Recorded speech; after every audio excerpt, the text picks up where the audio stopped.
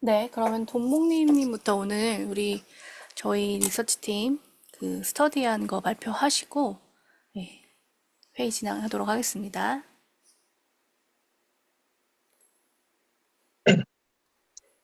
네, 그럼 제가 진행 시작하도록 하겠습니다.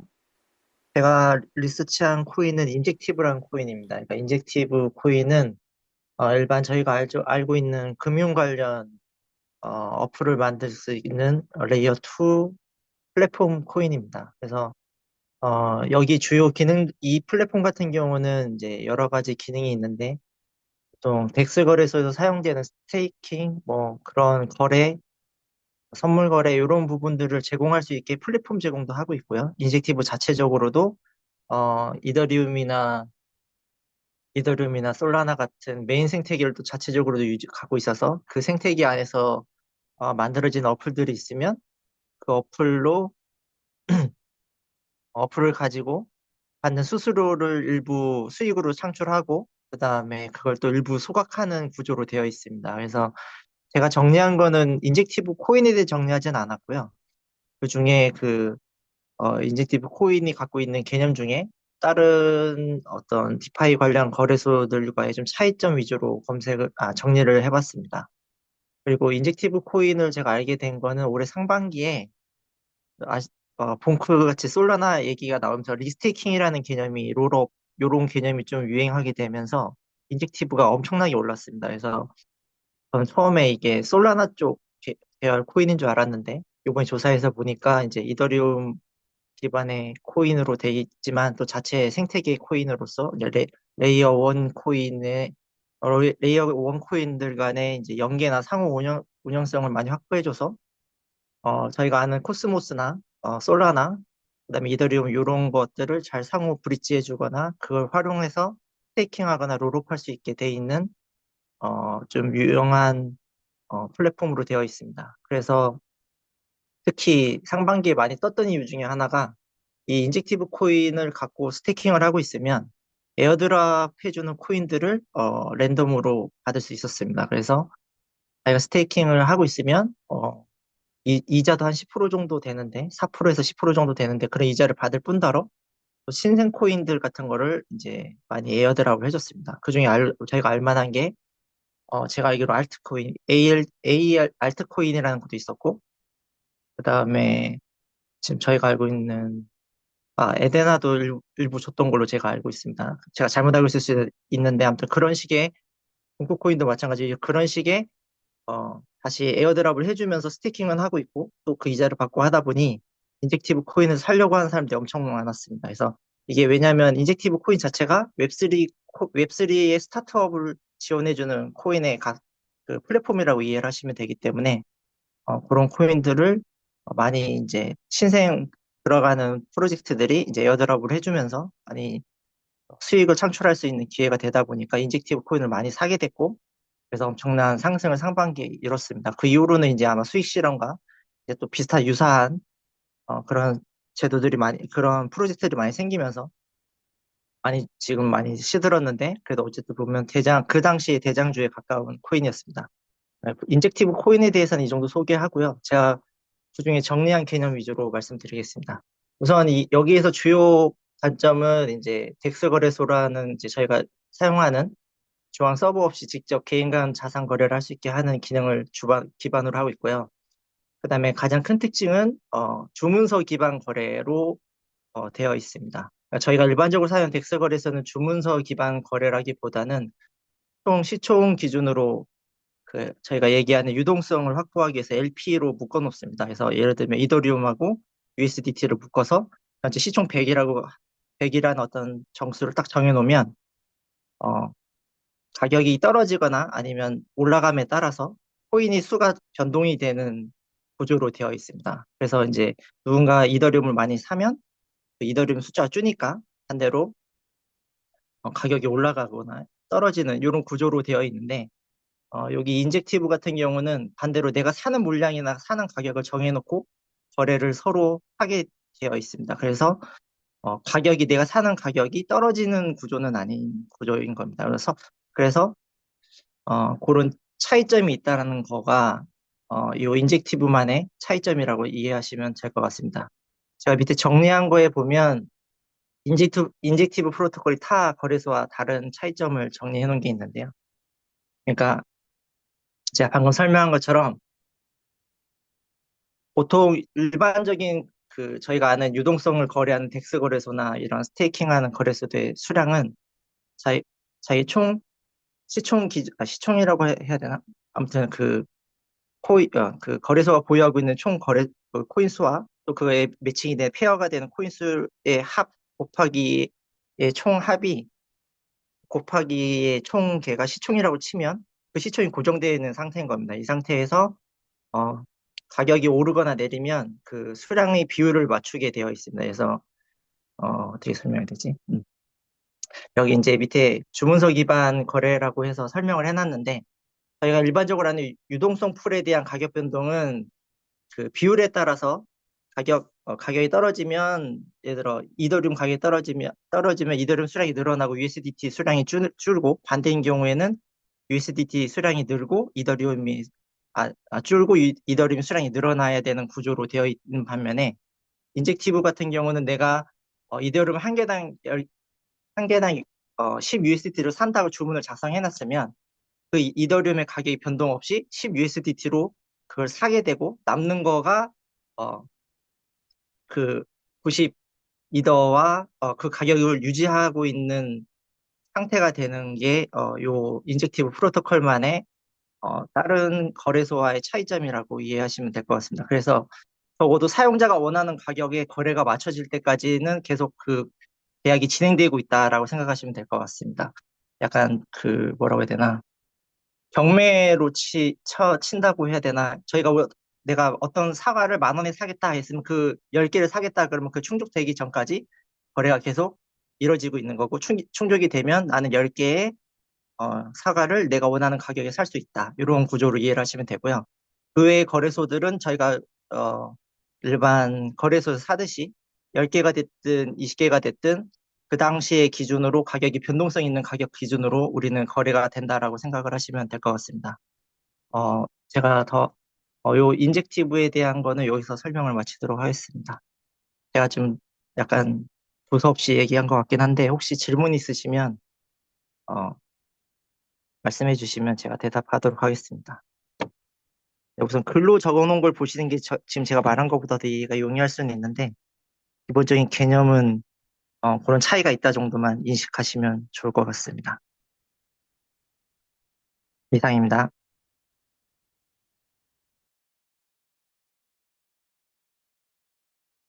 입니다.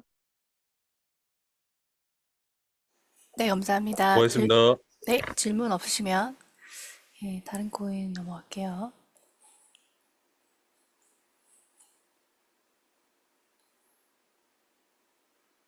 네, 이쁜걸님께서 예, 니어 프로토콜이랑 수위 발표해 주시겠습니다.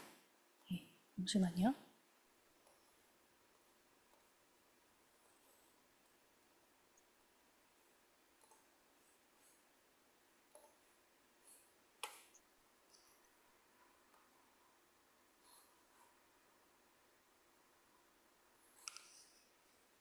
네, 안녕하세요. 이쁜거리입니다. 니어 프로토콜부터 발표하도록 하겠습니다. 니어 프로토콜은 블록체인 기반으로 하는 탈중앙화된 레이어 1 메인넷으로 높은 거래 속도랑 처리량이 가장 큰 장점이라고 어필하는 코인입니다. 니어의 강점 중에 하나는 스테이블 코인인 USM과 연동하는 것이라고 할 수 있습니다. 니어 프로토콜을 보다 보면 샤딩이라는 주요 개념이 나오더라고요. 그리고 또 특히 이 샤딩 때문에 니어 프로토콜이 다른 코인 대비 높은 처리 속도를 낼 수 있다고 합니다. 그래서 좀 밑에 내려주시면 샤딩에 대한 그림이 있거든요. 네. 어, 이게 사실 내용이 어려워가지고 제가 이해를 정확히 잘 못하겠더라고요. 그래서 샤딩은 일단 데이터베이스 저장 기법 중 하나라고 하면서 전체 네트워크를 분할한 뒤 트랜잭션을 병렬적으로 처리를 하는 기술이기 때문에 동시에 네트워크를 여러 조각 분할한 후에 각자 네트워크 조각을 독립적으로 트랜잭션을 하기 때문에 네트워크 속도나 처리량을 늘릴 수 있는 기술이라고 합니다. 이 쉐딩 같은 경우에는 밑에 내려보시면 엘로드라는 코인 다음으로 니어가 두 번째로 생산 단계에서 쉐딩을 달성한 체인으로 쉐딩 구현이 가능하기 때문에 탈중앙화된 애플리케이션 수요가 증가하고 이거에 따른 꾸준한 장기 성장 가능성을 높게 평가하고 있습니다. 다른 코인 같이 니어 같은 경우도 최근에 지금 가격이 계속 상승하는 추이를 보이고 있는데 그것은 엔비디아와 알리바바 클라우드의 파트너십과 관련되고 이것은 또한 중국의 자율주행 산업에 개선하는 것을 목표로 하고 있기 때문에 이런 장점이 니어의 최근 그 가치를 높인 요인 중에 하나라고 하고 있습니다. 다음으로 또 최근에는 미 결제 약정이 크게 증가해요. 최근 그 수준 기록 중에 최고 수준을 기록하고 있고 이것은 새로운 자금이 시장에 유입되고 있고 새로운 매수가 일어나고 있다는 것으로 판단할 수 있기 때문에 이런 모든 긍정적인 요인으로 니어의 가격이 상승하였다고 합니다. 니어가 앞에서 말씀드린 그런 차딩 기법 때문에 초당 최대 10만 개의 트랜잭션을 처리할 수 있고, 니어는 다른 거와는 달리 현재 그 사용자 수로만 따지면 가장 많은 사용자가 사용할 수 있고, 그렇기 때문에 향후 10만 사용자까지,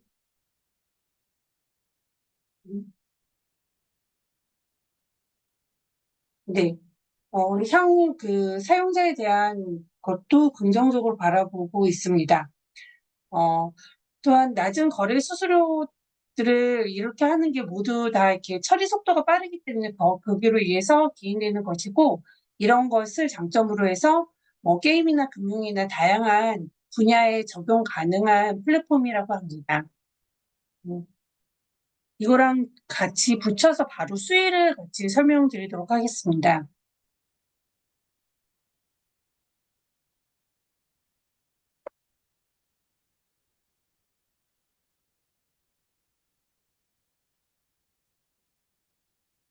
네. 수위 역시 레이어 1 코인이고요. 수위 같은 경우에는 그 최근에 USNC와 같이 파트너십을 발표함에 따라서 스테이블 코인과 같이 연동하면서 거기에 대한 가치를 높게 평가받고 있습니다. 앞에서부터 말씀드릴게요. 네. 그 수위 같은 경우에는 페이스북 팀에서 나와서 만든 것이고 2018년에 개발된 코인이고요. 이거 역시 웹3 어플리케이션 게임 디지털 거래에 비교적 안정적으로 지원하는 플랫폼입니다. 수위 역시 다른 것과 달리 다른 것보다 빠른 트랜잭션 속도를 장점으로 말을 하고 있고요. 그렇기 때문에 그로 인해서 확장성을 추가할 수 있는 환경을 제공할 수 있다고 합니다.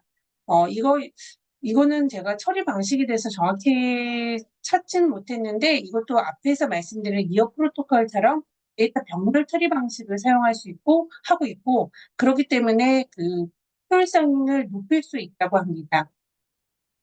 수위 같은 경우에는 스마트 계약이라는 내용을 얘기를 하고 있는데요. 이것은 사전에 설정된 조건이 충족되면 자동으로 실행되어 계약으로 중개자 없이 안전하고 신뢰할 수 있는 거래를 가능하게끔 합니다. 이와 같은 방법을 통해서 금융 서비스, 공급망 관리, 게임 등에 다양하게 사용을 할 수 있는 코인이라고 합니다. 수위 같은 경우에도 최근에 높은 가격 상승률을 보이고 있는데, 수위가 그 비교를 할 때 솔라나를 능가할 수 있다, 없다는 얘기를 많이 하고 있는데, 이론적인 측면에서 수위는 초당 최대 29.7만 건 트랜잭션이 가능하다고 그러고요. 이에 대비 솔라나는 6.5만 건이 가능하다고 합니다.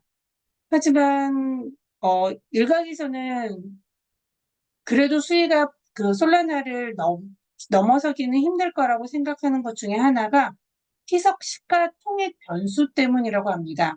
수위 같은 경우는 현재 풀린 물량이 27%밖에 안 되기 때문에 나머지가 풀린 경우 하방 압력이 커질 수 있는 것이 우려로 리스크로 작용을 하고 있고요. 반면에 솔라나는 이미 80% 수준이 유통 중이라고 합니다. 또한 수위 같은 경우 최근에 그리스켈리 신탁 상품에 포함이 돼서 주목을 받고 있습니다.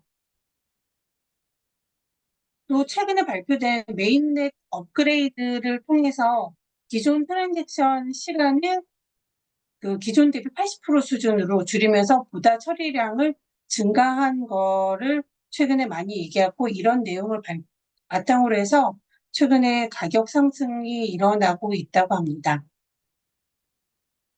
네, 제가 준비한 건 여기까지입니다. 그래서 리어랑 수위랑 같이 찾아보았고요.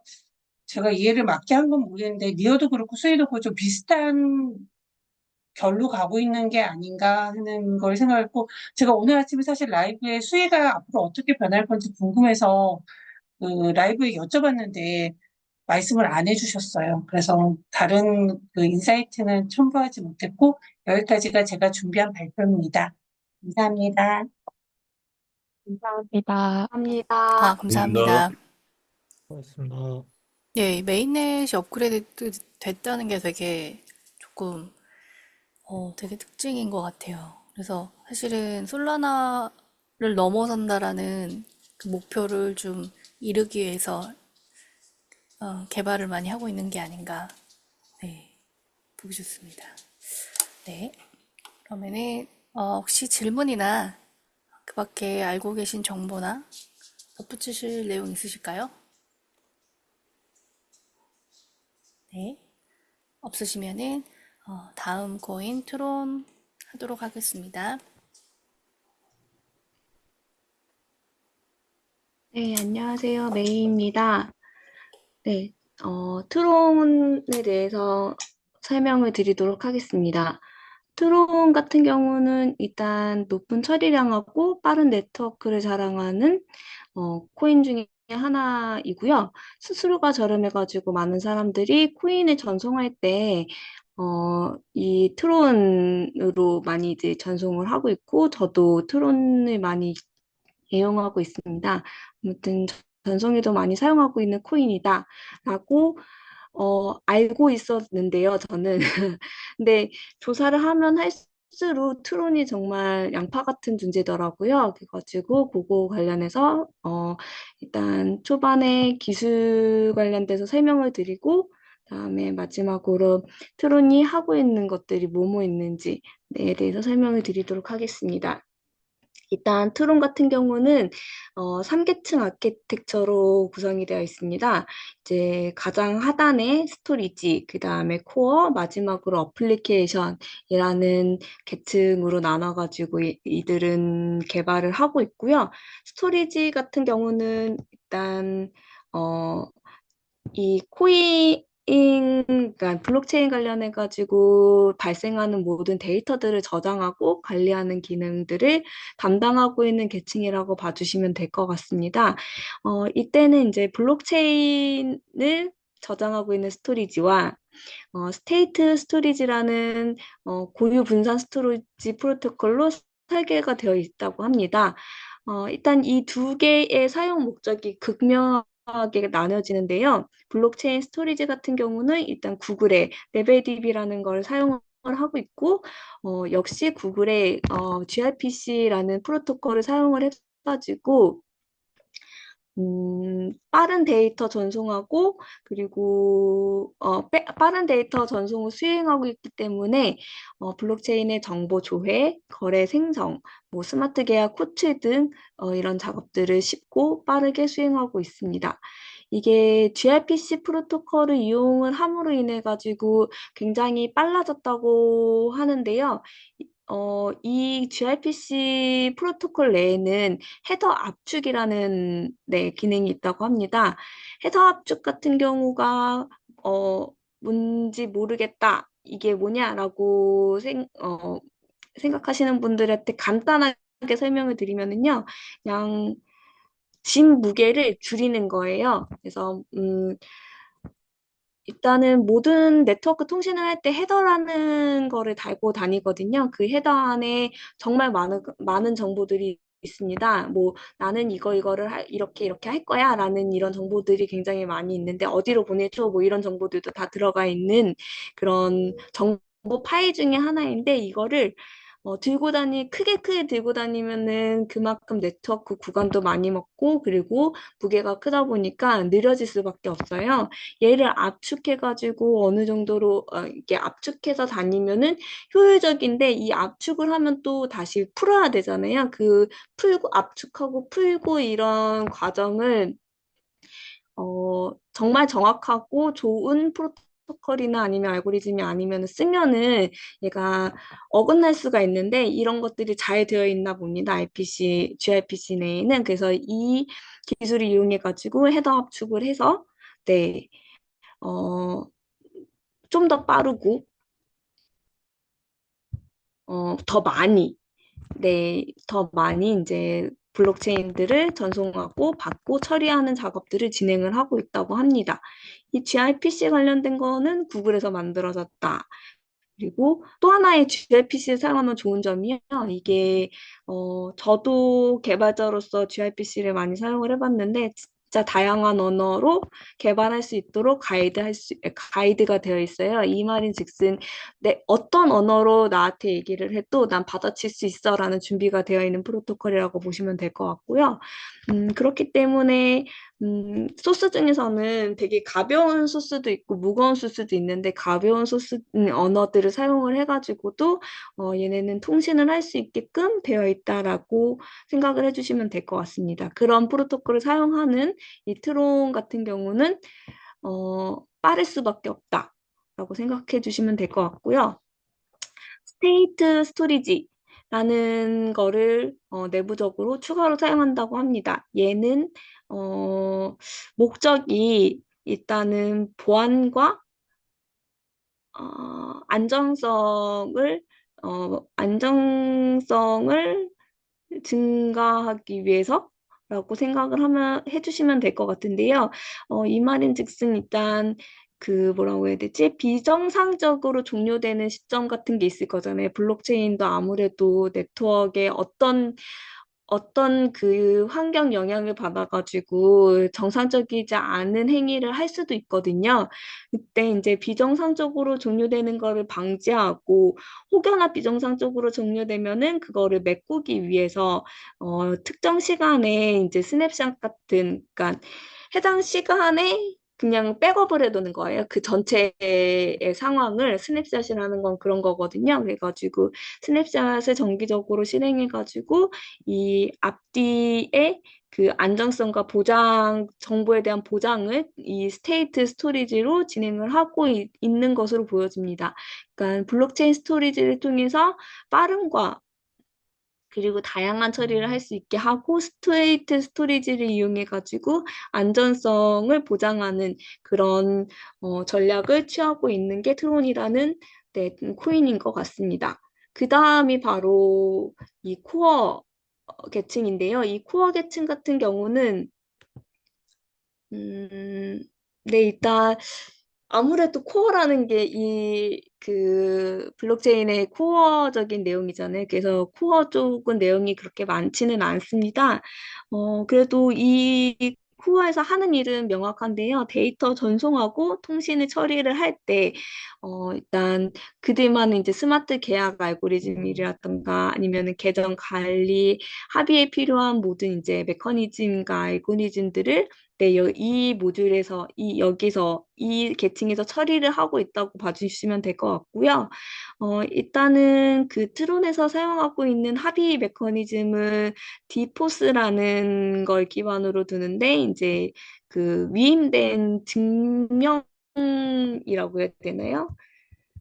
잠깐만요. 얘가 찾아봤는데 위임된 지분 증명이라고 하네요. 디포스라는 게. 그래서 이제 나의 지분을 다른 사람에게 그러니까 대표자를 선출해서 위임을 해가지고 좀 더 빠르게, 그러니까 내가 직접 처리하는 것도 괜찮지만은 대표자를 선출해가지고 그들이 처리하게 하면은 더 빠르잖아요, 원래. 어, 그런 것처럼 이제 지분을 위임해가지고 처리하는 메커니즘 방식을 했기 때문에 트론의 블록 생성 시간은 약 3초 정도로 굉장히 빠른, 빠른 네트워크 반응을 가지고 있다고 봐주시면 될 것 같습니다. 잠시만요.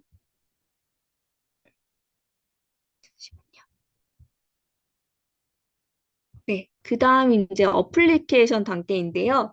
이 어플리케이션 단계 같은 경우는 이런 메커니즘과 알고리즘과 이런 개념들을 다 이용하고 뭐 이제 스토리지에 있는 그런 모든 기술들을 다 이용을 해가지고 트론이 지금 할 수 있는 것들을 개발을 하는 어플리케이션 단계라고 봐주시면 될 것 같은데요. 다양한 분산형 어플리케이션을 지원한다라고 되어 있는데 결국은 이제 사용자들이나 개발자들이 이런 기술들을 사용을 해가지고 무언가를 만들고 그거를 공유할 수 있게 하는 그냥 커뮤니티를 만들고 기술을 제공하는 거라고 봐주시면 될 것 같습니다. 네, 제가 여기서 좀 중요하게 봤던 부분은 이제 트론에서 제공하는 D앱 종류들이 굉장히 많더라고요. 저는 트론이 전송한다 정도로만, 전송에 이용된다라는 정도로만 알고 있었는데 사실은 그게 아니더라고요. 그래서 제가 이거 조사하면서 좀 많이 배웠습니다. 트론에서 하는 거는 1번으로는 게임도 이제 할 수 있더라고요. 그래서 내 자산을 소유하고 거래할 수 있는 게임들이 많다고 해요. 근데 제가 직접 해본 거는 아니기 때문에 이제 이런 게 있다라는 정도로만 찾았고요. 그 다음에 소셜 미디어. 이게 트론이 사실 트론 자체가 이 소셜 미디어 개념 뒤에 개념을 기반으로 해가지고 만들어졌다고도 해도 과언이 아닌 것 같아요. 왜냐면은 이걸 하기 위해서는 빠르고 다양하고 많은 처리를 해야 되기 때문에 이들이 굉장히 빠르고 다양하고 많은 처리를 할 수 있는 프로토콜과 그리고 기술들을 만들어냈던 거고요. 그러다 보니 네.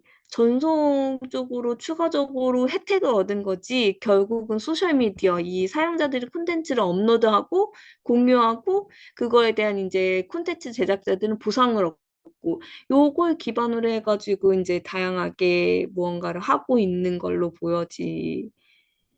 제 조사에서는 그렇게 조사가 됐습니다. 그래서 D라이브라는 소셜미디어 D 앱이 있고 여기에서는 많은 사용자들이 콘텐츠들을 업로드하고 보상하고 제공하고 있다고 합니다.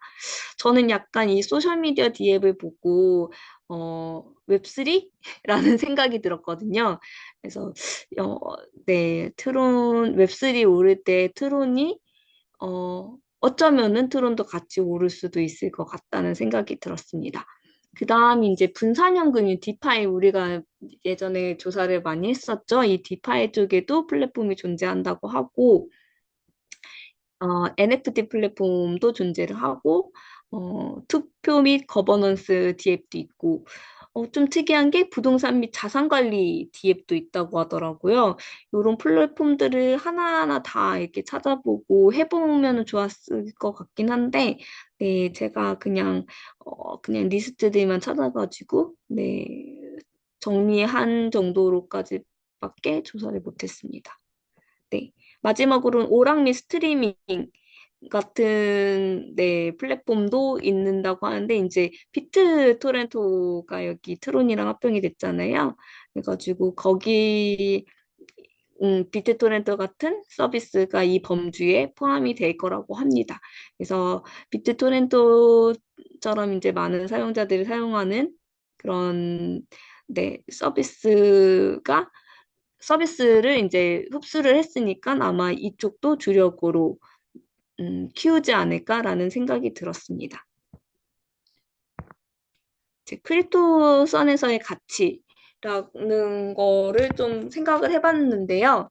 이게 소셜미디어나 아니면은 여러 가지 이런 D앱들이 존재한다는 거는 그만큼의 큰 규모의 커뮤니티와 플랫폼에서 활동하는 많은 사용자들이 있다라는 거고, 그리고 저처럼 전송 같은 데에서 많이 쓰고 있는 사용자들도 어, 있으니까 왠지 어, 이제 코인으로서의 뭐라고 해야 되지?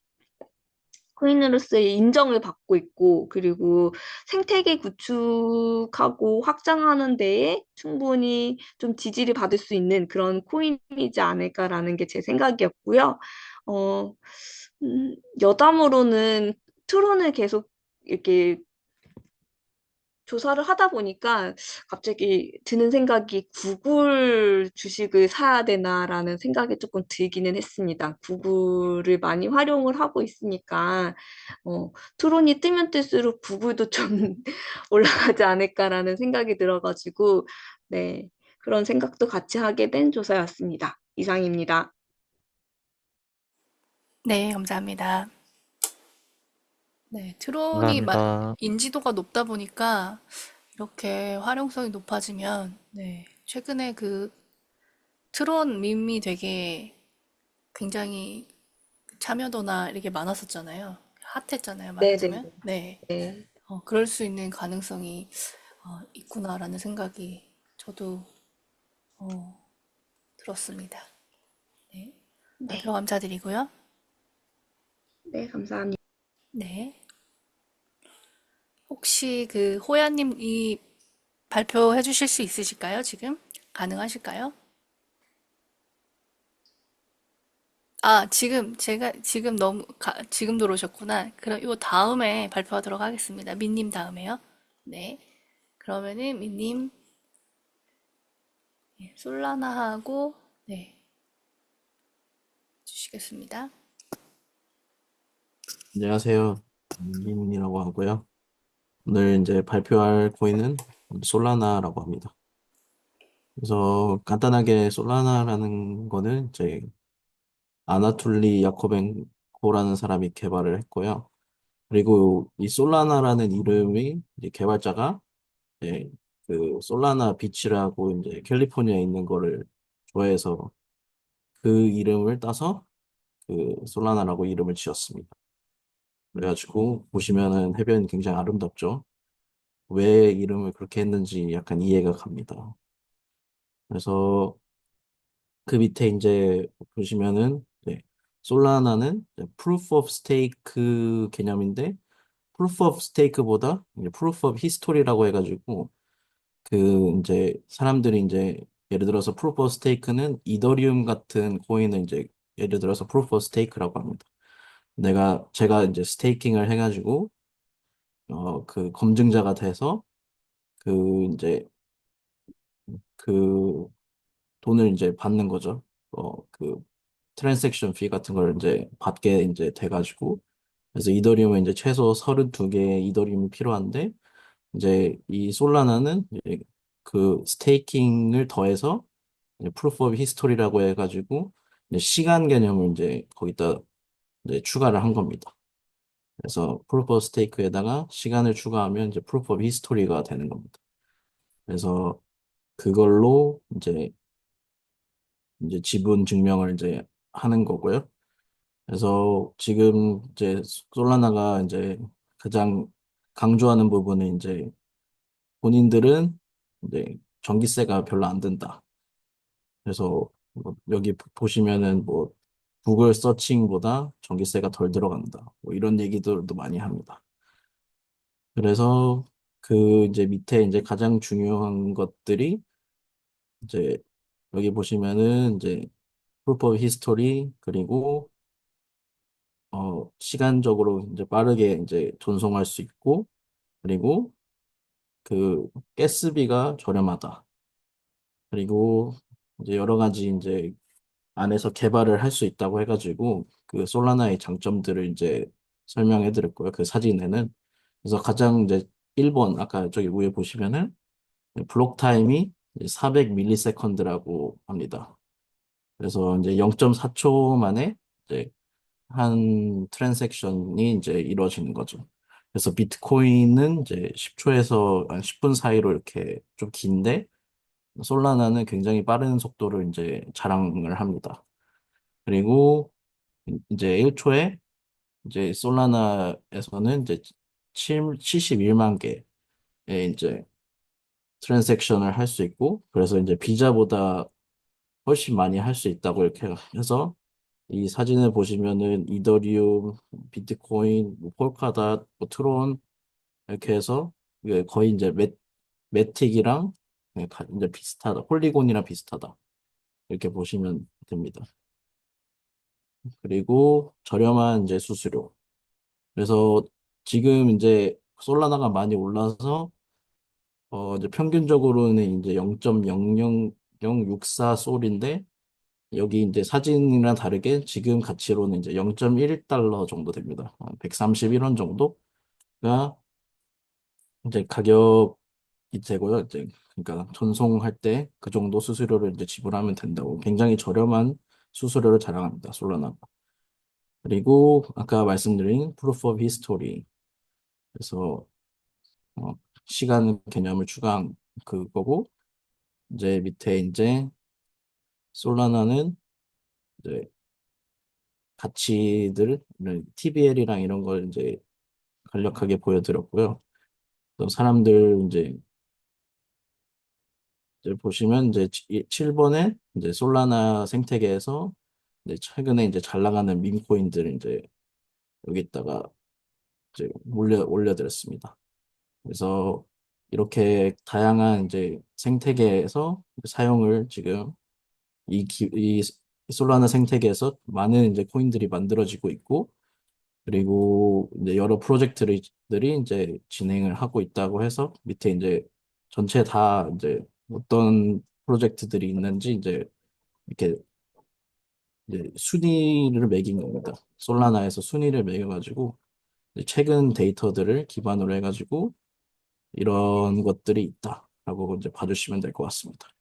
그래서 이제 솔라나는 여기까지 하고요.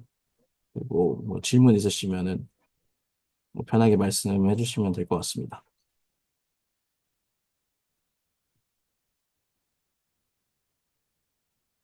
더비님, 한인데요. 예, 들리시나요? 맞습니다. 네, 그 솔라나는 그 자꾸 끊기고 이렇게 중단되는 이슈가 있잖아요. 네, 그거 어떻게 무슨 솔루션이라든가 그 솔라나 재단에서 그거에 대해서 뭔가 고쳐보려는 그런 노력 같은 것들이 있나요? 예전에 한번 뉴스에서 본 것 같은데, 왜냐면은 이게 솔라나가 한동안 정말 완전히 각광을 받다가 지금까지 두 번 정도인가 다운되고 난 다음에는 맞아요. 뭐랄까 많이 명성에 다운됐죠. 금이 간 것 네, 같은데, 예, 네. 두 번 이상인 거죠. 혹시 그거에 관련해서는 근데 요새 최근 어떤 들어서는 그런 일들이 별로 일어나지 않은 것 같던데요. 그래서 그거에 대해서는 아직 잘 모르겠습니다. 아직 거기까지는 안 봐가지고. 그냥 얘네들이 이제 뭐라고 해야 되나? 그 토켓 2039에서 했던 내용들을 지금 뉴스를, 동영상을 보고 있는데, 자기 앞으로 미래에 대한 얘기는 하고 그런 얘기는 따로 없었습니다. 제가 알기로는 그 당시 그 사건이 있고 나서 대대적인 업데이트를 한번 했던 걸로 알고 있고, 그 이후로는 특별한 이슈는 없었던 걸로 알고 있습니다. 민님, 궁금한 게 있습니다. 아, 네네, 말씀 주세요. 솔라나가 이더리움 이길 수 있겠습니까? 지금입니까? 혹시? 어, 제가 봤을 때 이더리움 레이어 2 나오면은 솔라나 망하지 않을까라는 생각 듭니다. 진짜입니까? 아, 그렇구나. 아니, 왜냐면은 인기가 너무 많으니까. 혹시 이더리움처럼 저거 되진 않을까 싶어가지고. 이더리움 지금 되게 단점이 되게 수수료가 높고 오래 걸리는 문제들 있잖아요. 예. 근데 그게 만약에 레이어 2에서 그걸 계산한다 하면은 굳이 솔라나 쓸 필요 없죠. 감사합니다. 솔라나가 제가 알기로는 당연히 이제 기능이 굉장히 뛰어났지만 그 2021년도 말에 엄청난 상승 뒤에는 이제 FTX가 약간 조작은 아니고 일부러 펌핑을 시킨 그게 굉장히 컸다고 알고 있는데 혹시 FTX하고 솔라나의 그 상관관계 같은 거는 혹시 못 보셨나요? 왜냐면 이 궁금한 게 지금 FTX가 오늘 되게 많이 올랐잖아요. 이게 채권자들한테 돈도 다 이제 돌려주는 걸로 판결이 이제 결과가 되는 것 같고. 그러면은 FTX 재단이라 이런 게 만약에 리셋이 된다. 이러면 솔라나의 또 다른 펌핑이 혹시 뭐 기획이 될까 모르겠지만, 이더리움만큼 가격 상승이 솔라나가 있어준다면 이제 다른 알트를 견인할 것 같기도 하고 한데, 혹시 가격 펌핑에 관련된 그런 거는 못 보셨나요? 그런 내용은 찾아보질 않아가지고 일단 기본 개념만 좀 솔라나가 어떤 코인인지 좀 알아낸 것 같습니다. 민님 진짜 죄송한데 그 아까 솔라나 기반 밈 있지 않습니까? 네, 그 사실 그 고양이 좀 좋게 보고 있었거든요. 네. 본영님. EMEW 선물로 뮤, 사는 거 어떻게 보십니까? 민 전문가 아, 아니십니까? 제가 아니, 밈을 투알릿 거의 미우 아직 안 사셨습니까? 안 샀습니다. 수아님 뮤 너무 늦은 것 같은 아닌가요? 맞죠? 늦었죠. 맞죠? 아, 제가 네. 이 장면 보고 있었는데, 아, 그때 샀어요. 우리가 한창 고양이 얘기하던 때가 제 생각에 6월 달 정도인가? 맞아요, 맞아요. 그때. 뮤랑 그, 팝캣이랑. 그때 제가 비어 샀지 않습니까? 아, 아, 맞다. 비어 사기 바로 전에 이제 고양이의 시대가 올 거라 이렇게 막 그때 사서 이미 한 번씩들은 익절한 걸로 알고 있는데 저를 포함해서 아, 근데 그러다가 이번에, 망했죠. 왜냐면, 그 업비트, 그 BTC랑 USDT랑 뮤가 올라갔지 않습니까? 그래서 이게, 보통 그렇게 올라가면 원화도 같이 상장을 하더라고요. 음, 그래갖고, 좀 보고 있기는 했습니다. 뮤. 근데 뮤보다 팝캣을 많이 사람들이 좀 사는 것 같던데요. 퍼펫요. 네, 저기 팝캣. 팝캣. 아, 네, 네. 맞아요, 맞아. 여기 이미지에 작년 있습니다.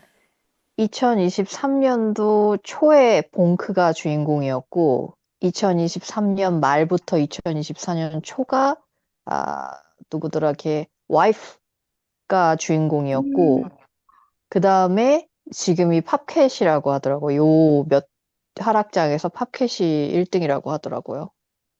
음. 맞아요. 뮤는 빗썸에 이미 상장이 됐고요. 아, 그러니까 네, 맞습니다. 네, 네, 에? 팝캣이 비어요? 네. 진짜요? 아니요, 비어 말고 아, 뮤요. 뮤. 뮤요. 네. 기어는 망했습니다. 끝입니다. 이제 아, 거들떠도 없는 거예요. 팟캐스트는 최근에 아무튼 선물 쪽에서, 그 선물인가 거래 쪽에서 굉장히 많이 상승을 했었는데, 이게 갑자기 왜 떴는지는 저도 못 찾아봤습니다. 다른 거 같은 경우는 어떤 유명한 인플루언서의 그, 강아지다 뭐다 해가지고 떴었는데, 요거는 음, 제가 잘 모르겠습니다. 그 팝캣을 엄청 밀고 있는 부자가 있었더라고요. 유튜브가 저기 어디야? X에. 음. 와, 그걸 밀어주지. 민님, 뮤 예. 늦었겠죠? 뮤는 별로 안 좋은 것 같은데, 이미 늦은 것 진짜입니까? 같은데요. 알겠습니다. 근데, 이거는 그냥 제 개인적인 생각인데요. 뮤가, 여러 가지 이유에 의해서 오를 수도 있을 것 같다는 생각이 들기는 해요. 왜냐면은 이 고양이 모양이 굉장히 이뻐요. 여, 여심을 흔들어요. 이게 불장되면, 그래서 그쵸? 네, 진짜 맞죠? 그런 애들이 좀 옛날에 밀크 네. 올랐듯이 그러니까 요런 애들이 한 번은 오를 수는 있거든요. 근데 안 오를 수도 있고 이거는 그냥 그 코인이 좋아서 오른다기보다는 그런 군중 심리 때문에 오를 수도 있을 것 같다 정도? 네, 그냥 저의 개인적인 생각입니다. 다만 좋습니다. 시총이 맞아요, 지금 맞아. 7천억이라서 그닥 추천하진 않습니다. 제가 봤을 벌써 때는 7천억이에요? 트위터 보시면은 팝캣 보시면은 얘는 진짜 밈화를 만들 수 있거든요. 이 사진 가지고. 음. 그렇게 고양이, 그런 이 거 정도 고양이 학대 아닙니까? 이 정도면. 고양이 이런 입 게 좀 많이 이제 아프게 생겼네. 그 8월 8일이 국제 고양이의 날이었어서 8월 8일 전에 고양이들을 좀 샀었는데 그때 하락 빔이 워낙 세게 나온 때라서 아무 일 없이 지나갔습니다. 어. 음, 어.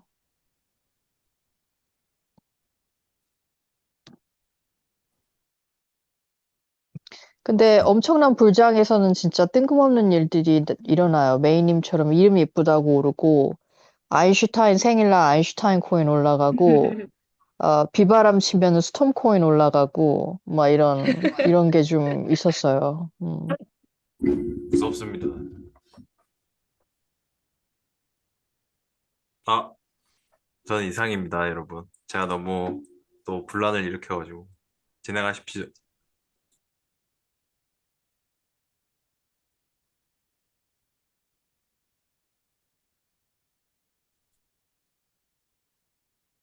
다음 코인은 이제 카스파라는 코인이고요. 이제 카스파는 이제 가장 중요한 개념은 이제 여기 보시면은 고스트랙이라는 프로토콜이 있습니다. 그래서 이따가 더 자세하게 설명드리지만 이 전체 이 고스트랙이라고 해가지고 이게 가장 이제 카스파에서 중요한 개념 중 하나여가지고 이게 없으면은 카스파를 쓸 의미가 없다 정도로 알아두시면 좋을 것 같습니다. 그래서 이 고스트랙가 뭐냐?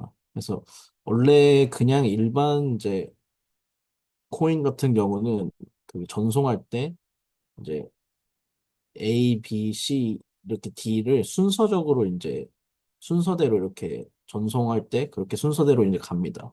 보통 하는 그런 코인을 전송하는 다른 그 코인들은 근데 이제 이게 고스택이라고 해가지고 이제 여러 이제 블록들이 엉켜가지고 이게 이제 같은 선상에 안에서 이렇게 서로 엉켜서 같이 이제 동시에 트랜잭션이 일어나게 그런 만든 게 이제 고스택이라고 할 수 있습니다. 그래서 여러 사람들이 한꺼번에 해도 아무 문제 없이 이제 그거를 이제 수행할 수 있게 빠르게 이제 수행할 수 있게 해가지고 만든 게 이제 고스택이라고 해가지고 한 겁니다. 그래서 이 고스택이랑 이 블록택가 왜 이제 중요하냐? 이게 지금 이제 이더리움에서 이제 아마 이거를 이제 쓰려고 하는 것 같아가지고 이 카스파에서 이제 먼저 이제 이거를 사용해가지고 여기 보시면 이제 카스파의 장점들은 이제 빠른 트랜잭션이 있습니다. 그래서 카스파는 이제 초당 1블록을 생산할 수 있고 이제 앞으로 이제 미래에는 이제 초당 10개 아니면은 초당 100개까지 이제 늘린다는 계획이 있습니다. 그래서 이렇게 해가지고 빠른 빠른 거래를 할 수 있고 그리고 이제 개인정보 보호, 이제 보호에 굉장히 많은 신경을 써가지고 해킹 같은 거를 방지하기 위해 많은 이제 보호 장치를 이제 해놨습니다. 그리고 이제 여기 보시면은 이제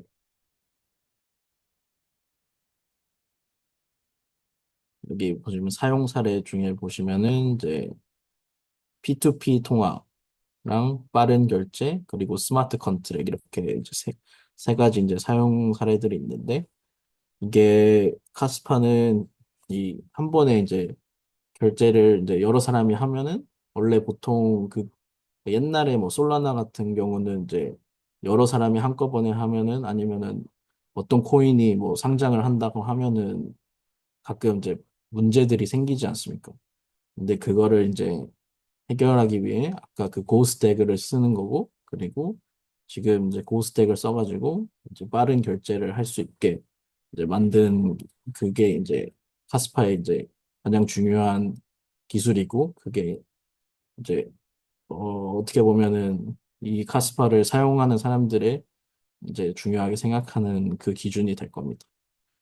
그래서 이 카스파를 이제 사용하면은 이렇게 노드 같은 거 이제 캘 수 있습니다. 그래서 이게 지금 카스파는 이제 비트코인이랑 같은 개념인데 처음에 뭐 개발자가 가져가는 건 하나도 없었습니다. 그래서 모두 다 이제 마이닝이나 이런 걸로 카스파를 얻을 수 있게 만들어서 전체 이제 100%를 이제 마이닝을 통해서만 얻을 수 있습니다. 그래가지고 이 카스파 마이닝을 하면 카스파를 얻는 거고, 그리고 이제 노드를 이제 활성화해가지고 아까 그 거래를 이제 빠르게 할 수 있게 이제 여러 사람들이 이제 검증을 할 수 있는 그런 거를 만들어서 보상으로 이제 카스파를 이제 주는 겁니다. 그래서 마이닝을 해가지고 카스파를 얻는 게 이제 가장 큰 장점이라고 할 수 있습니다. 그래서 카스파는 이제 돈을 안 들이고 컴퓨터만 있으면은 조금씩 모아가는 것도 나쁘지 않다고 생각합니다. 그래서 이제 여기까지고요. 질문 있으시면은 편하게 이제 물어보시면 될 것 같습니다.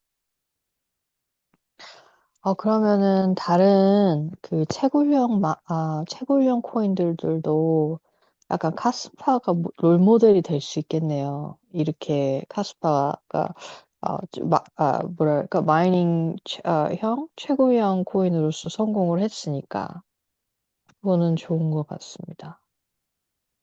그러니까 원래는 이제 이게 레이어 1 그건데 비트코인을 따라서 이제 만들긴 한 겁니다. 근데 이제 비트코인은 이 전송 속도나 이런 게 좀 느리지 않습니까? 사람들이 마이닝 하면서 검증을 이제 다 해야 되잖아요.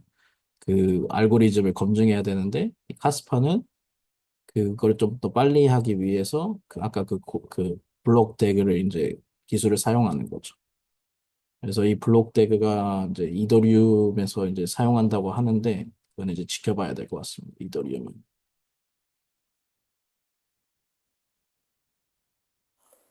그러면은 이더리움에서 이 기술을 사용하면 아까 저희가 나눴던 얘기처럼 카스파를 안 쓰고 또 이더리움 쓰게 되는 건가요? 만약에 뭐 저렴하다 하면은 사람들이 이더리움 더 많이 쓰겠죠. 만약에 이 기술이 진짜 잘 돼가지고 뭐 0. 몇 초 안에 뭐 이더리움을 보낼 수 있다. 그러면은 카스파 말고 이더리움을 쓸 사람도 많죠. 근데 얘는 또 하나의 장점은 이제 마이닝이 가능하기 때문에 뭐 돈이 없는 사람들은 마이닝 해가지고 돈을 벌 수도 있는 거죠. 비트코인을 이제 채굴하는 사람들처럼. 그럼 혹시 그 마이닝 뭐 채굴기가 따로 있는 건가요? 아니면 그냥 GPU 같은 걸로도 채굴을 할 수 있는 좀 일단 채굴기가 따로 있긴 한데 컴퓨터로 프로그램 깔아가지고 채굴을 할 수 있습니다. 그래서 여기 보시면은 카스파 마이닝 풀이나 이런 거 보시면 아마 거기서 어떻게 하는지 이런 거 다 알려줍니다. 네, 감사합니다. 또 질문 있으실까요?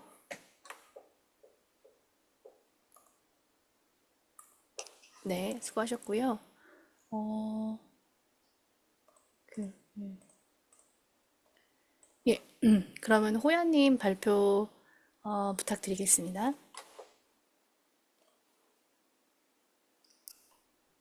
네, 안녕하십니까. 호야입니다.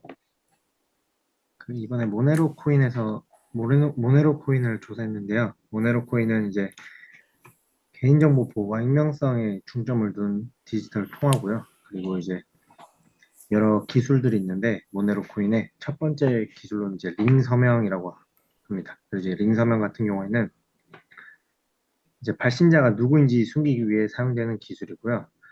그리고 이제 스텔스 주소라고 하는 기술은 이제 또 수신자의 실제 주소를 감추기 위한 기술입니다. 이제 모네로를 보낼 때 발신자는 이제 수신자를 위해 일회용 공개 키를 생성하는데 그 일회용 공개 키를 통해서만 접근할 수 있고 이제 그 실제 수신자 주소를 감춰줍니다. 그리고 이제 CT라는 기술이 있는데 CT는 이제 거래 금액을 숨기는 기술이고요.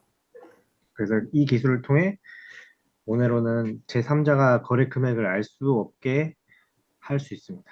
그리고 이제 링CT라는 기술은 이제 링 서명과 CT라는 기술의 그 결합된 기술로 이제 모네로에서 모든 거래를 익명화하는 데 사용됩니다. 그래서 링시티라는 기술로 통해서 모네로의 거의 모든 거래가 완전히 비공개되도록 해서 그 네트워크의 참여자에게 완벽한 거의 프라이버시를 제공하고 있습니다. 그리고 키 이미지라는 기술은 그리고 동일한 거래가 이제 두 번 사용되는 것을 방지하기 위한 기술입니다. 아까 위에서 그 스텔스 주소가 이제 일회용 공개 키를 제공하는데 그게 이제 두 번 사용되면은 이중 지불로 사용한 것으로 간주되어서 거래가 이제 거부되는 거고요. 그리고 이 기술을 통해서 거래 발신자를 추적할 수 없도록 보장을 하고 있습니다. 링 사이즈라는 기술은 이제 링 크기, 링 서명에서 서명에 참여하는 가짜 서명자의 수를 의미하고요. 이제 링 크기가 클수록 발신자를 추적하기가 더욱 어려져서 프라이버시가 더욱 강화됩니다. 결론은 모네로는 이런 여러 가지 기술을 결합해서 사용자의 거래를 완전히 익명화하고 그리고 프라이버시 보호를 중점을 완전 두고 있는 코인입니다. 그리고 이제 모네로 코인의 장점이라고 하면은 강력한 프라이버시 보호, 즉 이제 완전히 익명성으로 되기 때문에 거래 발신자나 수신자나 그리고 거래 금액을 전부 다 공개하지 않기 때문에 완전한 프라이버시가 보호가 되고요. 그리고 계속 지속적으로 모네로에서 개발을 해가지고 이제 해킹 문제도 많이 안전화돼 있다고 알려져 있습니다. 그리고 모네로의 단점 같은 경우에는 제일 큰 문제는 이제 규제 문제고요. 이제 그런 특성들 때문에 불법 활동이나 이제 자금 세탁 그리고 이제 그런 안 좋은 쪽에서 사용돼서 이제 우리나라를 포함해서 몇몇 국가에서는 이제 규제 대상이 돼서 거래소에서 다 상폐가 되었던 적이 있습니다. 그리고 이제 모네로와 비슷한 코인을 몇 개가 있었는데 예전에 이제 업비트에도 있었고 지캐시, 대시가 호라이즌 이렇게 업비트에 있었던 걸로 기억을 하는데요. 이제 지캐시랑 호라이즌 같은 경우에는 예전에 그 베리 실버트가 언급을 예전에 했던 코인으로 알고 있고요. 지금은 어떻게 언급을 하는지 안 하는지 찾아보진 않았는데 예전에 한번 지캐시랑 호라이즌을 엄청 많이 언급했던 걸로 기억하고 있습니다. 이제 모네로 같은 경우에는 어느 정도 정리를 이제 해보면은 이런 익명성 코인들은 수요가 분명히 있지만 이제 규제 문제가 한국뿐만 아니라 여러 국가에서도 있기 때문에 상당한 리스크가 있어 보이고요. 또 한편 모네로 코인이 긍정적으로 보이는 것은 수요층이 있고 이제 꾸준히 업데이트를 하면서 계속 발전해 나가는 모습이 때문에 이제 모네로 코인의 가치가 계속 해외에서도 인정을 받고 있는 것 같습니다. 근데 제일 걱정인 거는 이제 불법적인 일에 사용되는 사례가 많다 보니 사람들의 시선 그리고 이제 투자하는 사람들의 심리가 부정적으로 생각하게 되면 이제 투자 리스크가 크다 보니까 이제 많이 적극성이 떨어질 것 같습니다. 네, 감사합니다. 그래도 이 섹터 안에서는 가장 대장주이고 비즈니스 모델이 확실하기 때문에 네, 맞습니다. 익명성이 되게 중요해질 때에는 굉장히 좋은 가치가 올라갈 수 있지 않을까. 네, 네, 이제 감사합니다. 규제가 좀 좋은 쪽으로 올라가면은, 네네. 흘러가면은 네. 아마 라이트코인도 그렇고 다시 좋은 네. 쪽으로 올라가지 않을까 싶습니다. 네네네. 감사합니다. 질문 감사합니다. 있으시면 해주시면 되고요. 질문은 없으시면. 아니고 약간 참고사항으로 호라이즌은 이제 익명성 거의 탈피했고요. 웹3랑 다른 거 플랫폼 쪽으로 많이 전환해서 마케팅을 하고 있습니다. 아, 이상입니다. 네, 감사합니다. 알겠습니다. 감사합니다. 네. 예, 다음은 제가 라이트코인인데, 네, 이 순서가 잘 맞게 된 것 같아요. 이게 또, 동일한 이슈가 있었기 때문에, 라이트코인은 이제 간단하게 소개해드리면은 2011년에 찰리 리라는 그 중국계 미국인 마이크로소프트 엔지니어가 이건 이제 비트코인, 그러니까 제2의 비트코인을 이제 꿈꾸면서 비트코인의 오픈 소스를 베이스로 해서 이제 포크했다라고 하는데, 그래서 비트코인을 대체할 수 있는 코인으로 알려지면서 한때 메이저 코인 2위로 군림했던 적이 있었습니다. 간략한, 네, 간략한 개념 소개해드리면은, 예, 그런데 여기서 하나를 말씀드리고 싶은 거는 뭐냐면은, 지금 저희 오늘 계속 리서치했던 코인들이, 블록 생성 시간이라든지, 처리 속도라든지, 이런 것들을 굉장히, 빠르게 개발하고 있는 네, 코인들인데, 그거와 비교해서 이 라이트코인은, 이제 비트코인하고 비교했을 때의 이 기술들을 갖고 있는 거라고 생각해 주시면 좋아요. 그래서 2.5분 정도다. 네. 아까 블록 생성 시간이 아까 3초, 1초 이렇게 했는데 이게 굉장히 좀 차이가 있죠. 그리고 유통량이 비트코인처럼 8,400만 개로 한정돼 있다는 점. 그리고 역시 채굴을 할 수 있습니다. 그래서 자체 그 탈중앙화를 위해서 스크립트라는 알고리즘을 사용했는데요. 비트코인이 사용하는 알고리즘에 비해서는 되게 메모리 집약적인 기술이었다. 어, 그런데 이 라이트코인 채굴기인 ASIC, 예, 이 장비의 효율성을 줄여서, 오히려 이제 GPU 채굴자들이 좀 더 이 효율성으로는 좀 유리하지 않나라고 했었는데, 대부분은 이 채굴기로 채굴이 되고 있다고 합니다. 그리고 2017년도에 세그윗이라는 그 기술을 도입했는데요. 이거는 이제 블록 크기의 문제, 블록 크기가 계속해서 길어지는 그런 문제를 해결하고 더 많은 거래와 처리를 가능하게 해주는 기능이다. 라고 할 수 있고요. 그리고 라이트닝 네트워크라고 해서 네트워크상에서 비트코인하고 라이트코인을 스왑할 수 있는, 그래서 이제 소액 결제가 가까운 그런 기능들을 가지고 있었기 때문에 당시에 되게 수수료가 낮고 비트코인에 비해서 수수료가 낮고 속도 처리가 빠르며 이 기술들을 활용해서 유동성을 여러 가지로 활용할 수 있다라는 건데요. 어, 오늘 이제 스터디를 쭉 보시면 알겠지만 사실 지금 최근에 나온 제3세대, 2세대 코인들하고 비교했을 때는 상당히 기술력이 떨어집니다. 예, 이런 처리 속도라든지, 예, 이 기능들이, 그리고 채굴기도 상당히 좀 비효율적인 부분들이 있고요. 그렇다는 점, 구코인이라는 점을 아시면 좋을 것 같고요. 그래서 당시에 사실은 비트코인이 크립토 안에서 금으로 비유가 됐다면, 라이트코인은 은으로도 분류하셨고요. 2014년 기준입니다. 3월 기준에 비트코인 거래소에서 라이트코인을 40개당 비트코인 1개가 거래가 가능했었다라는 자료가 있습니다. 그리고 또한 라이트코인은 반감기 이벤트가 있고요. 그래서 그 비트코인에 비해서 되게 저렴하고 빠르게 할 수 있다. 예, 그런 이벤트가 있었고요. 그러나 2017년 12월에 그 찰리 리가 자신이 보유한 모든 보유분을 기부 및 매도를 했다고 해서 이 차트를 보시면은 2017년 12월 20일이 사실상 역사상 라이트코인의 최고점이었던 시기였고요. 이후 찰리 리가 이렇게 기부와 매도를 함으로 인해서 이게 많이 영향을 받았죠. 그래서 그 결정에 대해서는 굉장히 반응들이 엇갈렸는데요.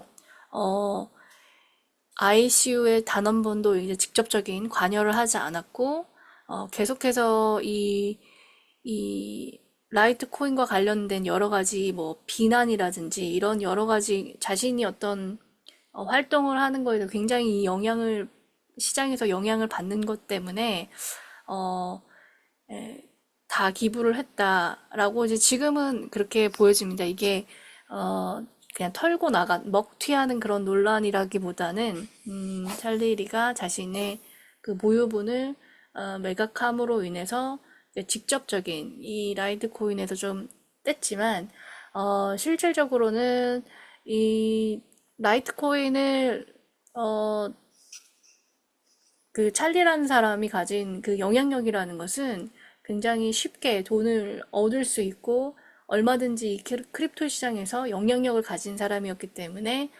그 사람의 진심은 이제 그랬을 것이다. 그 열정과 뭐 이런 것들을 받아들이는 것들이 이제 주요 언론들의 기사였다고 합니다. 그런데 그 업비트와 한국 거래소에서 상폐됐던 일이 있었는데요. 이게 이제 민불, 윈불 업데이트라는 것을 했는데, 이게 이제 앞서 말했던 코인하고 비슷한 결입니다. 네트워크가 이제 거래 데이터를 숨기면서도 많은 수의 거래를 신속하게 처리할 수 있도록 그 선택적인 개인정보 보호 프로토콜이 이제 민불, 윈불이라는 건데, 이 업데이트를 함으로 인해서 이제 우리나라에서는 이제 익명 거래가 가능했기 때문에 사실상 다크코인으로 분류가 되었고, 이 다크코인 자체가 사실상 불법은 아니지만 이 특정 금융 정보법에 따라서 국내 거래소에서는 이 익명화 기술을 통해서 이 거래 정보를 알 수 없는 그런 기능이 있는 다크코인, 이 코인은 다크코인 취급을 해서 이제 모네로, 지캐시 이런 것처럼 상장 폐지가 되었다. 그러나 현재 해외 거래소로 이제 옮겨서 거래는 여전히 가능하다는 거죠. 그리고 라이트코인에 대한 많은 도전과 비판이 있습니다. 그리고 오늘 이제 계속 말씀드렸던 그런 코인들하고 비교했을 때에도 이 암호화폐 시장 안에서 경쟁성이 있느냐라는 것을 한번 고려해 봐야 될 것 같고요. 왜냐하면 이미 훨씬 빠르고 저렴한 블록체인의 기능들을 제공하는 그런 블록체인들이 있기 때문에 특이점이 없다. 예. 그리고 그 채굴기 자체가 채굴기를 개발해서 이 채굴기로 대부분의 채굴이 이루어진 점을 봤을 때 실제로는 이거는 채굴의 중앙화 아니냐라는 우려가 있습니다. 그래서 암호화폐 시장이 점점 더 치열해지고 있거든요. 이제 주요 메이저 코인에서 계속해서 그 소스들을 개발하고 이제 여러 가지 기술들이 이제 속도면이나 수수료 면이나 여러 가지 유동성을 통해서 많은 앱들을 개발하고 그것이 뭐 엔터테인먼트, 금융, 개발 여러 가지로 지금 활용되고 있는 시점에서 라이트코인이 앞으로도 계속 지속적으로 사랑을 받을 수 있을 것인가는 좀 생각해 봐야 되는 부분인 것 같습니다. 네. 네, 여기까지 제 발표 마치겠습니다. 네. 질문은 없으실 거라고 생각하고요. 네. 네. 혹시 하니님 자리 오셨나요? 안 오셨으면은, 렐러릴리님 계세요? 네, 있습니다. 네, 발표 부탁드리겠습니다. 잠시만요. 네,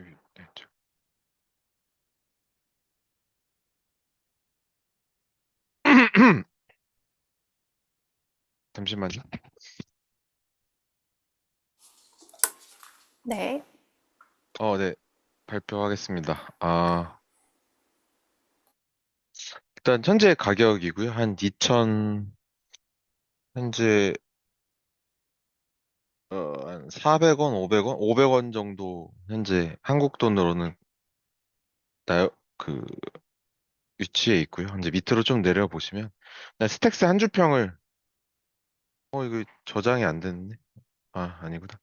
한 줄 평을 먼저 말씀드리면, 비트코인과 이제 한 몸인 듯, 한 몸 아닌 한 몸 같은 너라고 볼 수 있겠어요. 어쨌든 비트코인과 같이 움직이는 비트코인 레이어 2 중에 제일 독보적인 그런 체인이기 때문에, 그래서 개요를 사실 말씀드리면, 간단하게 적은 거 있고, 이제 좀 어렵게 적은 두 가지 글이 있는데, 어쨌든 텍스는 스마트 컨트랙트 계약을 하는 데에서 필요한 수수료로 사용이 되고, 이런 스택스를 통해서 비트코인 투자나 이런 디파이 생태계에서 어떤 금융이나 계약을 적극적으로 활용할 수 있는 그런 코인입니다. 그래서 어 이제 이거 뭐 심하게요는 읽어보시면 되고요. 어쨌든 전체적으로는 이 블록체인 안에서 디지털 자산의 거래 수수료 지불과 같은 네트워크에 사용되는데, 이런 개요를 한 줄로 말씀드리면, 이제 블로그에도 되게 자세하게 나와 있는데, 비트코인 경제를 이끌 스마트 컨트랙트 플랫폼이라고 정확히 명시가 되어 있습니다. 사실 비트코인을 활용할 수 있는 거를 스택스가 어떻게 보면 개발이 됨으로써 직접적으로 어 이게 사용되어질 수 있는 그런 환경이어서, 해서 이제 실제로 어, 홈페이지에 들어가면 이런 스마트 컨트랙트로 디앱 개발이 가능할 수 있도록 하는 블록체인입니다. 그래서 아까 방금 위에 말씀드린 비트코인 경제를 이끌 스마트 컨트랙트 플랫폼이라는 요 말이 요거랑 딱 맞게 떨어지고 있습니다.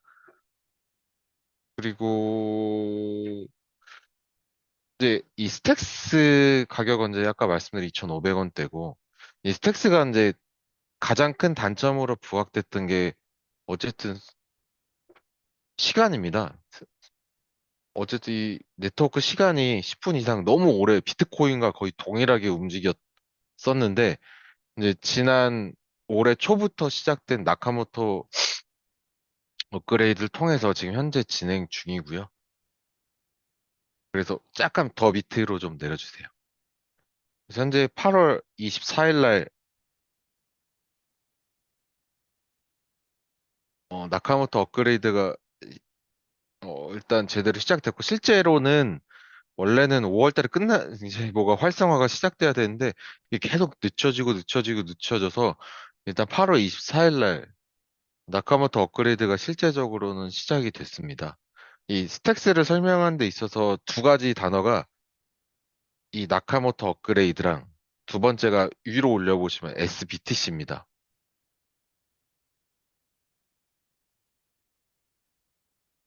SBTC 같은 경우에 그냥 개념이라고 보면, 어쨌든 비트코인하고 패깅을 통해서 어쨌든 스마트 컨트랙트 계약을 통하는 요 개념이 있고요. 그래서 되게 어렵더라고요. 사실 요 개념 자체가 되게 어려워요. 저도 몇 번 읽어봤는데, 그래서 3번에 보시면 SBTC 출시에 대한 기대, 그러니까 어떻게 보면 이 전체 위에 뭐 개요를 해놨지만 제일 핵심적인 게 뭐냐면, 이제 9월 말에서 10월 초에 등장한 SBTC는 스택스 체인에서 BTC하고 1대1로 패깅이 돼서 출시 예정이 되게 됩니다. 그래서 이 비트코인을 실제로 디파이로 활용할 수 있게 해주는 게 스택스입니다. 어떻게 보면 아까 말씀드린 비트코인 레이어 2의 거의 독보적인 이 스택스의 기능이라고 볼 수 있고요. 어, 기존에는 비트코인을 활용할 수 있는 어떤 코인이라든지 다 자체적으로 움직였잖아요.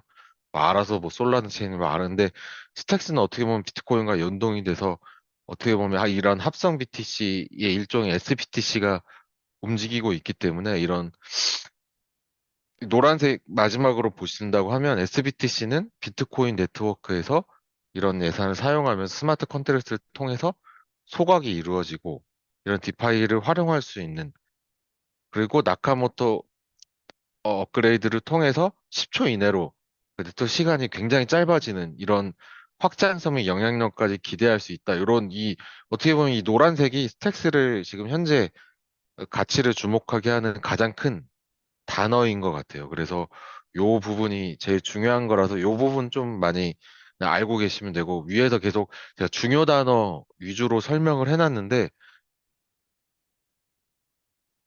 어쨌든 스마트 컨트랙트 플랫폼에서 비트코인을 디파이로 활용할 수 있는 거의 절대적인 강력한 확장성 및 영향력이 있는 스택스라고 보시면 됩니다. 뭐 아래 그림 같은 경우에는 비트코인과 SBTC 간의 네트워크 간의 그 그림을 나타낸 거고요. 스택스가 다른 코인하고 다르게 이 스택스 블로그 밑에 거 블로그 한번 들어가 보시겠어요? 네. 미디움 말고요. 네. 밑에 블로그 네이버닷컴 한 번만 주시면.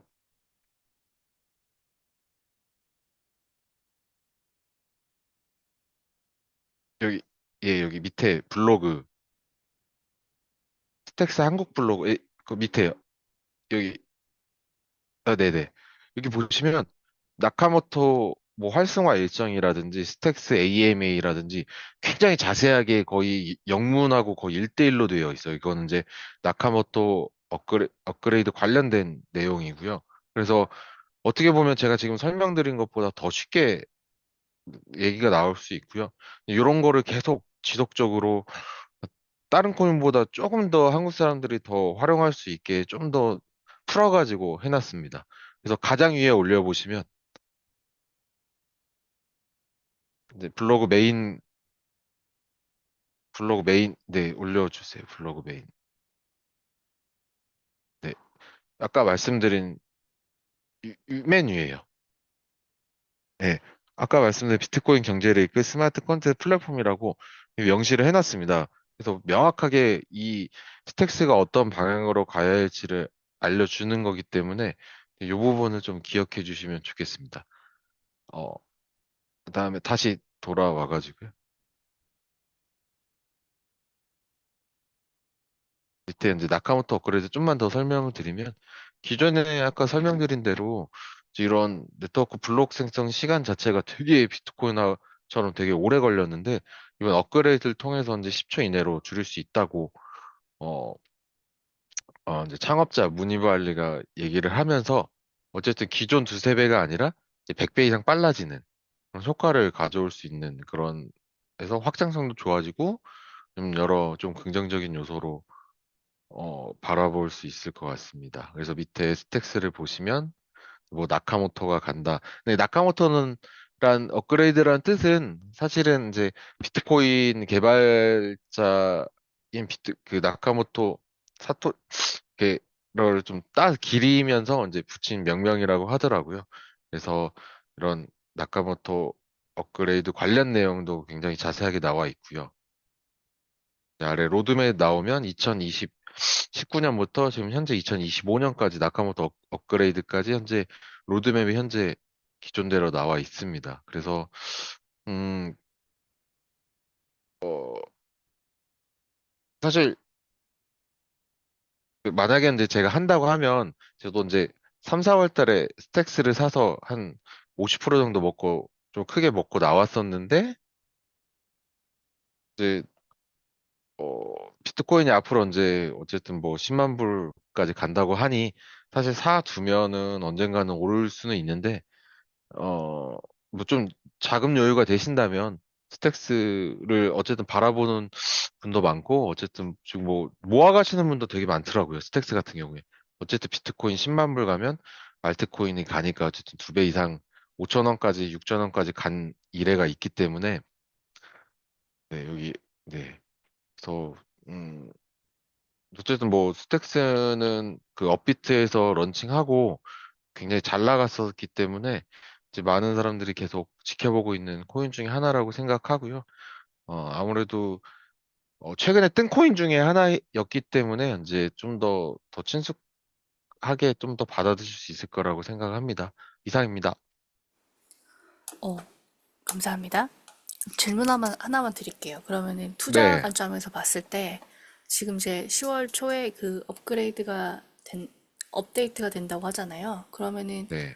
그 이제 이걸 아는 분들은 이제 그 기대 심리로 이제 매집이나 투자를 할 것 같은데 지금 가격이 어느 정도 그게 반영된 가격인지 왜냐면 지금 이제 9월 말이잖아요. 아니면은 좀 상승이 그 업데이트로 상승 여력이 좀 더 있는지 지금 시점에서 근데 사실 지금 가격이 그 스택스가 2,000원, 1,600원에서 2,500원, 3,000원 넘어갔을 때 2월 달 음, 정도 2월 달 그때랑 되게 비슷해요, 가격이.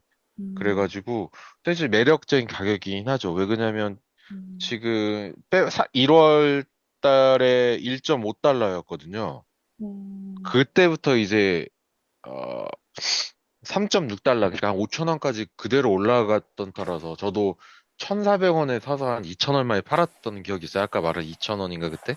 네. 근데 그렇기 때문에 지금 현재 가격도 상당히 뭐 매력적이라고 볼 수는 있죠, 사실. 어쨌든 제가 네. 처음에 설명드렸던 이유가 비트코인과 한 몸인 듯 한 몸 아닌 한 몸 같은 건데, 어쨌든 비트코인이 오르면 얘도 값어치가 상승하기 때문에 거의 한 몸이라고 보시면 될 것 같아요, 그냥 일단은. 음, 그래서 스택스를 사는 사람들은 그냥 비트코인이라고 생각하고 사더라고요. 그런 것 같네요. 보통 네네네. 그냥 한 몸이어서 그냥 어쨌든. 네. 아, 그래서 뭐 여력만 되면 사실 제일 좀 만만한 게 스택스인 것 같아요. 뭐 리플이나 이런 것보다는. 네네네. 아, 네, 되게 흥미로웠습니다. 스택스 얘기는 많이 들었는데, 왜 그렇게 관심이 높은가 했을 때, 아, 비트코인을 그렇게 활용할 수 있고, 특히 처리 속도가 이렇게 빨라진다는 게 굉장히 좋네요. 왜냐면 이더리움 같은 경우는 아까 민님 얘기하실 때 자체적으로 그 취약한 부분을 보완을 하면 사실 그 대체하는 알트들이 필요가 없어지는데 비트코인은 그렇지 않잖아요. 그래서 비트코인은 말씀하신 대로 이 비트코인하고 스택스가 같이 갈 수 있는 게 이제 오늘 설명해 주시는 거에서 좀 느껴져가지고 되게 투자 가치가 있구나라는 생각이 좀 들었습니다. 네, 1, 2, 3월 달에도 그때 거의 한 몸이었어요. 그때도 거의 음, 한 몸처럼 움직여서 어쨌든 뭐 그때 코인판에서 이런 거 보면 뭐 그때 뭐 같이 어차피 가니까 신경 쓰지 말라고 막 이런 글들도 많고. 네네네.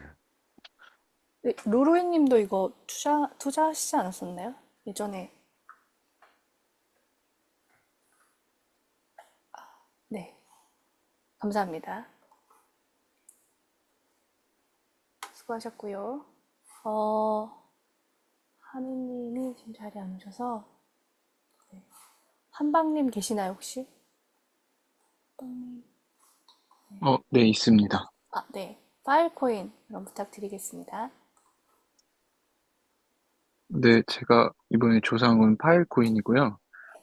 섹터는 스토리지고, 일단은 파일코인은, HTTP의 문제점을 보완한 IPFS 프로토콜을 사용하는데요.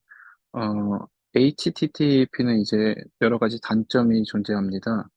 일단은 시간이 지날수록 대용량 파일 및 데이터를 다루지만 이제 발전 속도가 대역폭의 이제 발전 속도를 따라가지 못하고요.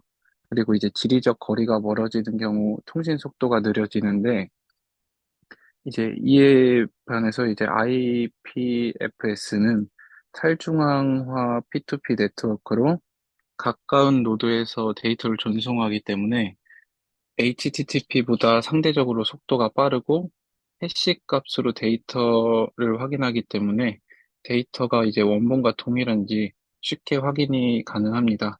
그래가지고 이러한 이유로 이제 IPFS가 이제 개발되었고 이 IPFS의 개발사인 프로토콜 랩스에서 이제 IPFS를 F 기술을 접목하여 파일 코인을 만들게 되었고요.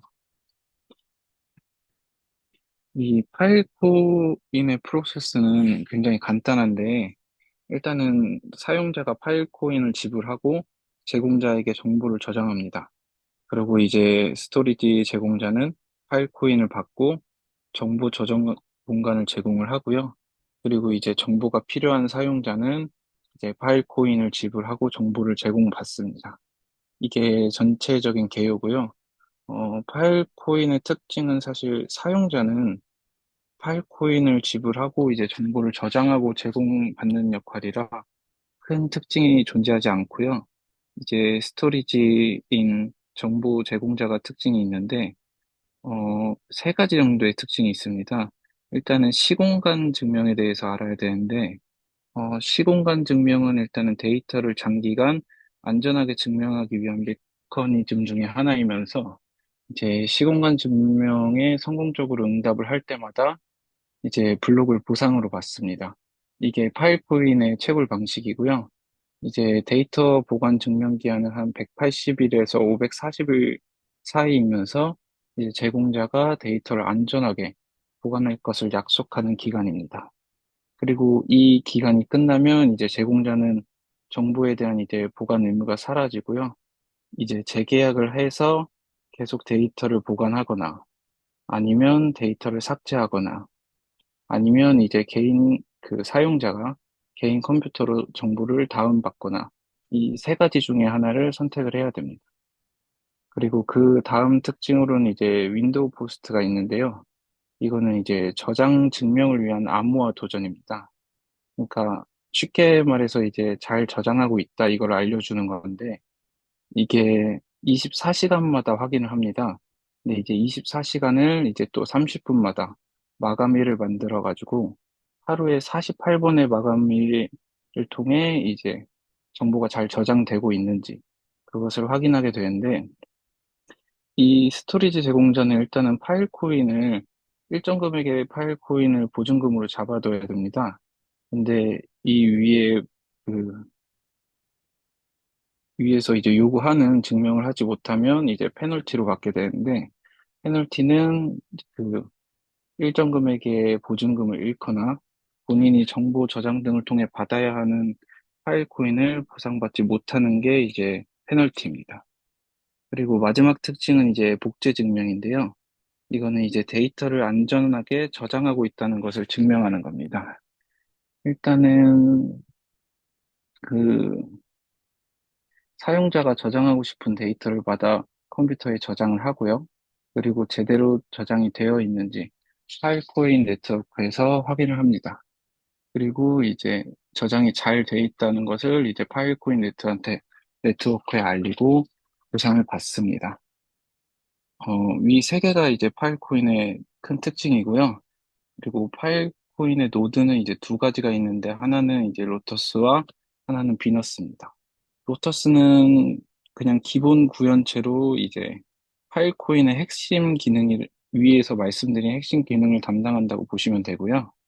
그리고 이제 비너스는 IPFS 포스라는 이제 프로토콜 랩스와 협력한 중국의 커뮤니티 개발팀에서 개발을 한 건데요. 이거는 이제 로터스보다는 조금 더 가볍고 모듈화된 구조이면서 그래서 이제 필요에 따라서 구성 요소를 추가하고 또는 제거할 수 있는 유연성이 존재합니다. 그리고 이게 중국의 커뮤니티 개발팀에서 만들었다 보니까 중국어 지원이나 아니면 중국어 사용자들 인터페이스와 문서를 제공해서 중국 사용자가 파일 코인 네트워크에 조금 더 쉽게 참여를 할 수 있도록 합니다. 그리고 이제 크립토 신에서의 가치인데 이거는 그냥 사견이니까 참고로만 들어주시면 되고, 파일코인이 처음에는 뭐, 스토리지 쪽에서 좋다고 하면서, 어, 뭐, 하버드 쪽에서도 세계 정상급 학교와 협력하고 그런 코인이다 하면서 호재도 많았는데, 현재는 조금 조용한 상태고요. 근데 그 9월 25일 수요일에 돈봉남님께서 방송에서 파이코인을 매수를 하셨거든요. 그래가지고 왜 매수를 했을까라고 보니까 이제 3.4에서 3.1달러 이쪽이 이제 아래쪽에서 박스권을 형성을 하고 있는데 이쪽에서 이제 그 매물을 잘 지지를 해주고 있습니다. 근데 현재 금액은 한 3. 제가 현재 금액은 확인을 잠깐 못했었는데 현재 금액은 3.953이요. 네. 지금 3.9달러 정도여서 이제 박스권에서는 살짝 위로 올라와 있는 상태고요. 그리고 이제 최초 출시를 하면 최고가가 이제 9달러 정도로 현재가에서 꽤 많이 위에 있는 상태입니다. 그리고 이제 차트를 보면 이제 중간중간 튀는 구간이 존재를 해가지고 이제 현재 금액이 이제 손익비가 좋다고 판단을 해서 들어가신 것 같습니다. 이상입니다. 네, 설명 잘 해주셨고요. 감사합니다. 혹시 뭐 질문 있으실까요? 파이코인에 대해서? 가격이 정말 너무 많이 떨어졌네요. 처참하다 싶을 정도로 떨어졌네요. 네. 그래도 스토리지 섹터에선 제가 찾아봤거든요. 스토리지 섹터에서는 지금 뭐가 있을까 봤을 때는 그래도 파일코인이 1위고 그 다음은 이게 맞나요? 잘못한 거 아닐까? 네, AR이네요. AR 두 번째는 제가 잘못 찾은 걸 수도 있습니다. 아무튼 감사합니다.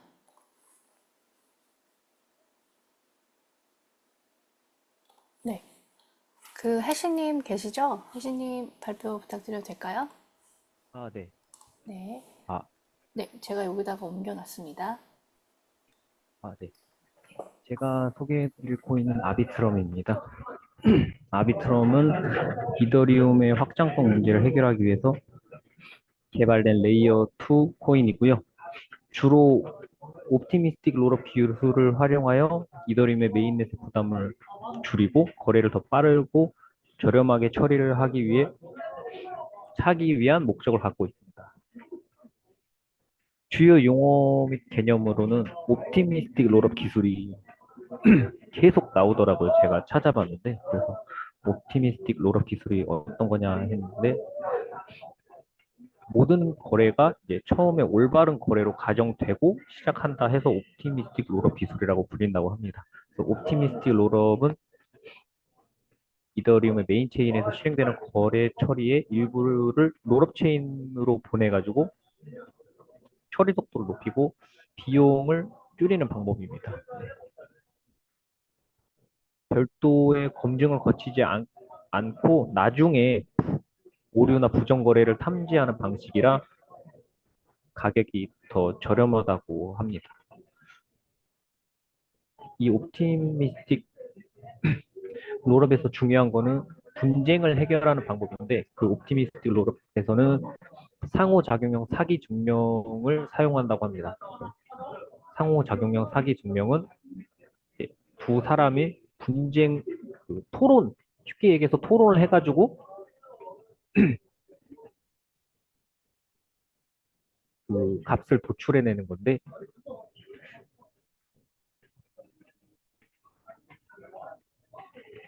한 사용자가 이 거래는 잘못되었다라고 주장하면은 롤업체인에서는 해당 거래를 다시 검토하고 이 과정에서 올바른 거래인지 확인하게 되는 방법입니다. 이때 상호작용이라는 것은 거래의 일부만을 검증하는 게 아니라 여러 단계로 나누어서 조금씩 검증하는 것을 의미합니다. 이로 인해서 복잡한 거래도 빠르게 검증할 수 있는 장점이 있습니다.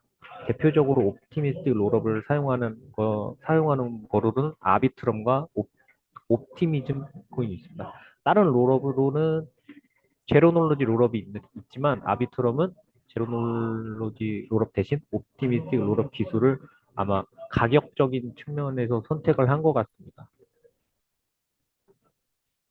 또 다른 선택으로는 이제 EVM 호환성, 투명성, 이용 장벽 이런 걸로 많이 꼽히는데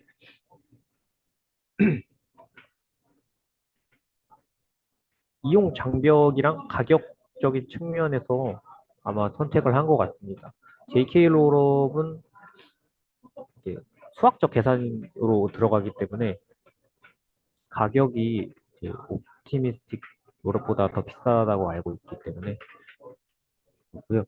그 밑에는 아비트럼 생태계 서비스를 이렇게 쭉 조사한 건데 너무 많아가지고 간단하게만 이렇게 적어놨고요. 맨 밑에 보이는 이제 스타일러스가 이번에 9월에 메인넷을 출시한 거라 되게 사람들이 관심을 많이 갖고 있더라고요. 아비트럼 1, 노바, 오르빗, 체인 등을 구동하는 아비트럼 니트로 기술을 업데이트한 버전의 가상 모습입니다. 새로운 메인넷은 워섬 언어를 지원하여 개발자들이 더 복잡하고 쉽게 앱을 개발할 수 있게 만들어줍니다. 그런 내용이고요. 이런 꾸준한 활동이랑 생태계 확장으로 인해서 다른 이 프로젝트의 미래가 되게 크다는 게 조사하면서 되게 좋았던 점 같고요. 또 아비트럼이랑 같이 항상 나오는 게 이제 옵티미즘 그리고 코인베이스에 이제 베이스가 있는데 그런 거랑 두 개 비교해 봤을 때 옵티미즘은 지금 현재 2,000원 선에서 유지하고 있는데 아비트럼은 지금 800원대인 걸로 알고 있거든요. 제가 지금. 그래가지고 많이 저평가되고 있다고 생각합니다. 실제로 이더리움 레이어 2 TBR 이렇게 조사해봤는데 아비트럼이 옵티미즘보다 좀 더 높은 것으로 보여지고 있거든요. 코인베이스의 베이스보다도 아비트럼이 좀 더 높다고 돼 있어서 좀 해킹 문제 이런 것만 좀 잘 해결하면은 아마 좀 더 긍정적으로 바라볼 수 있지 않을까 생각합니다. 또 최근 아비트럼에 이제 투자하고 있는 게 이제 게임 관련해서 투자를 하고 있고요. 가장 최근에는 일본 게이밍 이제 오아시스랑 같이 협력해서 생태계에 합류한 게 최근 가장 호재인 것 같습니다. 제가 정리한 자료는 이상입니다.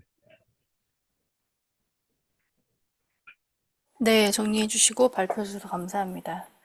네, 가격적으로는 지금 차트를 보니까 상당히 많이 내려가서, 네, 네, 박살나 네, 있습니다. 네. 이게 해킹 이슈 때문에 그런 건가요?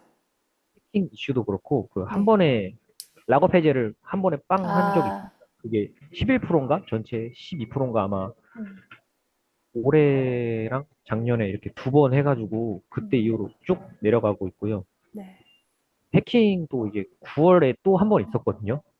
이 아, 아비트럼 직접적인 건 아니지만 이제 9월 음, 16일 날 아비트럼 체인에서 운영 중인 이제 디파이 플랫폼 그 델타 프라임 거기서 이제 해킹이 한 번 일어나가지고 한 7억 원 정도 피해를 입었다고 알고 있습니다. 아, 그렇군요. 네.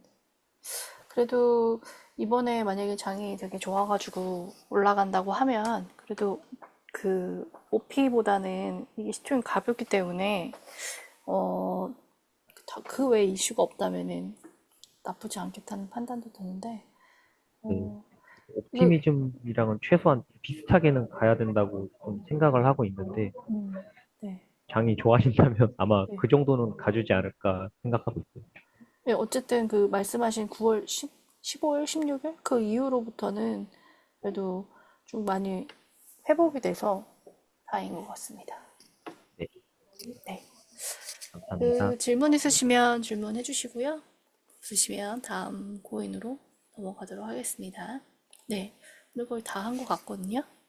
그, 네, 다 한 것 같습니다. 네, 오늘 뭐 스터디한 코인 중에서 더 정보나 나누실 거 없으실까요? 네. 그럼 오늘은 여기까지 스터디 발표를 하고요.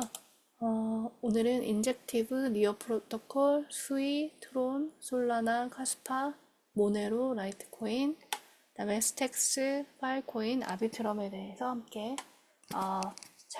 스터디 자료 발표하는 시간 가졌습니다. 네, 감사합니다.